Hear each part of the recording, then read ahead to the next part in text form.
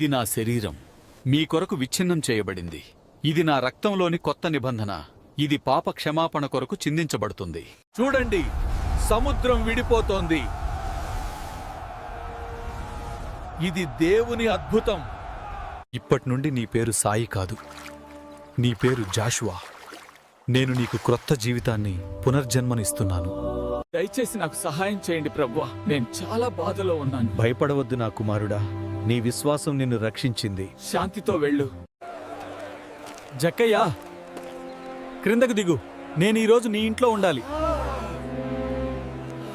దేవుని రాజ్యం మీలోనే ఉంది. విశ్వాసం ఉన్నవారికి అచంచలమైన శక్తి లభిస్తుంది. క్షమించేవారు నిజమైన శాంతిని పొందుతారు.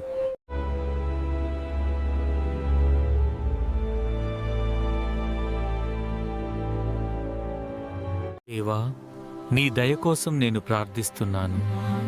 నీ పాపములు క్షమించబడ్డాయి. సమాధానముతో వెళ్ళు. తండ్రి, నీవు నా మనవి ఆలకించినందుకు నీకు వందనములు. లాజరు, బయటికి రా. దేవునికి మహిమ కలుగునుగాక.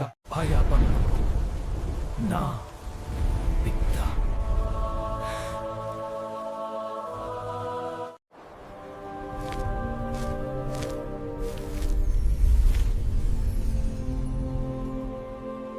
ప్రభువా, నీ రాజ్యంలోనికి వచ్చినప్పుడు నన్ను జ్ఞాపకం చేసుకొనుము. నిశ్చయముగా నీతో చెప్పుచున్నాను, నేడు నీవు నాతో కూడా పరదేశులో ఉందువు.